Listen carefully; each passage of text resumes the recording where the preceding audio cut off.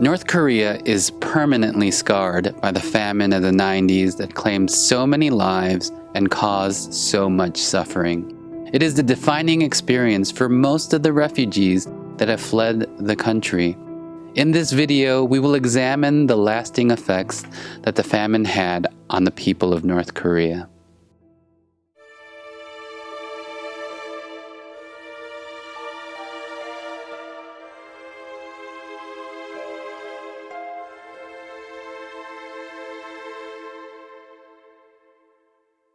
Hi, my name is Dan Chung, Executive Director and Co-founder of Crossing Borders. I have spent countless hours listening to the stories of North Koreans firsthand. I have also covered North Korea as a journalist, and it is my privilege to share this information with you today. The impact of the Great North Korean Famine reached well past 1999 when the famine officially ended. Let's look at the long-term effects that the famine had on North Korea and its people.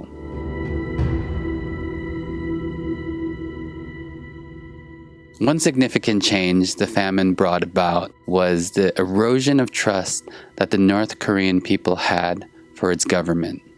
The North Korean government had near total control of all forms of communication through the mid-90s. To this day, the government controls what goes on TV, the radio, and even monitors conversations exchanged between its citizens. From the onset, the government worked hard to cultivate an image of a benevolent, powerful leader that would never do them wrong, and a communist utopia where everyone is equal, there was no one in need, and there was no injustice. The mythology about the country's founder, Kim Il-sung, is grandiose. According to North Korean history books, Kim Il-sung single-handedly freed the Korean peninsula from Japanese occupation, totally ignoring the help it received from both the US and USSR during World War II to remove the Japanese from the peninsula. While we can easily see the lies of these absurd stories, the North Korean people actually believed them in the past because there was absolutely no information that would contradict these claims. So when North Korea claimed they lived in paradise on Earth, of course the people believed. In 2012, I was able to spend a couple weeks with pianist and North Korean defector Kim Chol-ung. His story was featured in the New York Times. He was classically trained and escaped North Korea so he could play the music that he wanted. Around this time, KCNA, North Korea's main news source, reported that Kim Jong-un had found a Unicorn Lair. This was an official news release from the North Korean government. When I met with Mr. Kim, I asked him if people actually believe stories like this in North Korea. He said, "I never believed those stories." I asked, "But do people believe these stories?" He said, "Not so much anymore." The famine took a hammer to the trust the people had in their government. Their trust dwindled to almost nothing because of the regime's inability to rescue the nation and its people from the deadly famine. The famine undercut the North Korean government's legitimacy in a number of ways. First, North Koreans were no longer reliant on the state for food. According to famine expert Andrew Natsios, the country's major source of food now is the 300 farmers markets that sprung up across the country in the wake of the famine. Second, internal migrations of people looking for food, quote, profoundly changed the population's whole view of the state, completely draining popular support for the regime and its policies. North Koreans were not allowed to travel to the next town over before the famine. During the famine, North Koreans could survey the widespread devastation brought by the famine.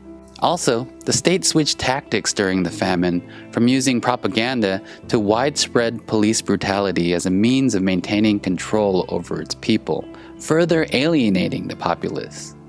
Finally, international food aid that eventually arrived ended North Koreans' isolation from the rest of the world and debunked the myth of North Korean superiority and self-reliance.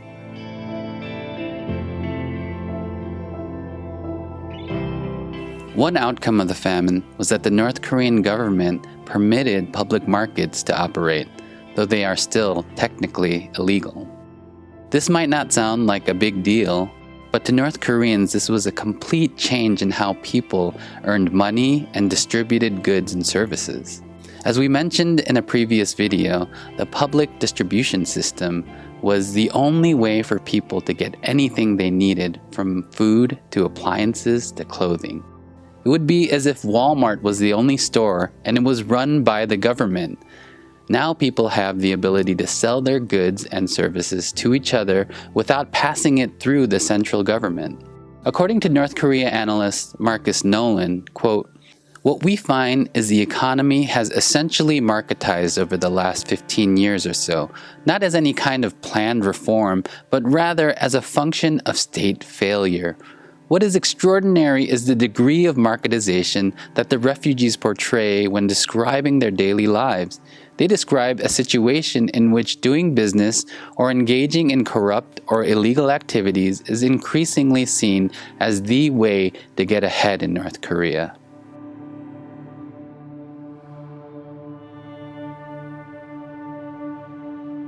In most North Korean households, men must work, but women are the primary breadwinners. The government forces men to work in state-owned businesses or the military as an act of loyalty. By contrast, the women actively make goods, forage or grow food to sell at their local markets to supplement the meager wages their husbands earn.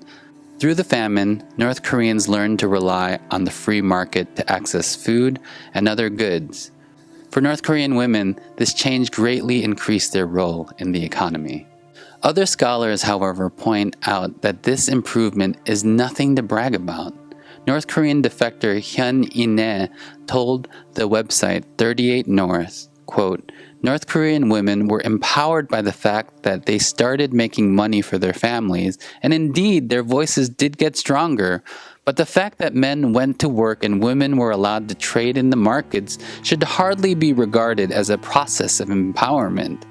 It wasn't any real liberation for women because North Korean women still lacked any real choices. It was simply a shackle of a different form."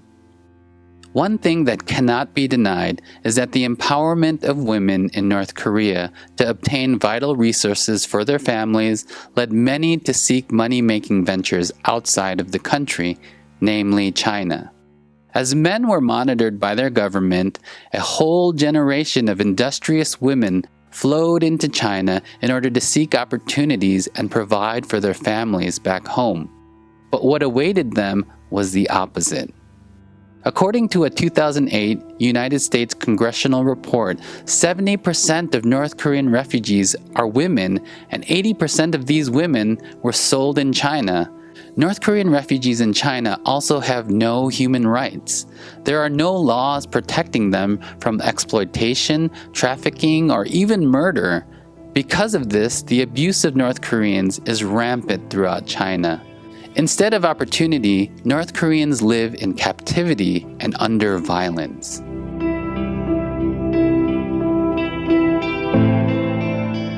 As I mentioned earlier, the North Korean famine is the defining experience of North Koreans around the world.